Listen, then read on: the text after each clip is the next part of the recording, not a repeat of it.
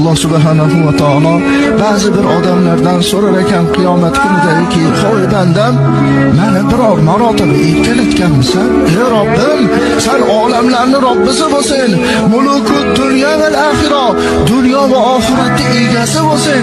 Qanday seni erkalatiladi?" Shunda Alloh taolo aytar ekanki, "Meni 99 ta ismi sifatim bor.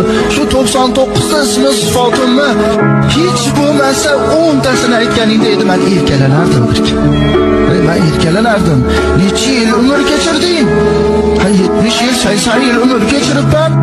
Shu 70 yil, 80 yil umrning ichida biror marotaba meni 99 ta ismimni aytganmisan? Hech bo'lmasa 10 tasini aytganmisan? 70 yil umr kechiribsan.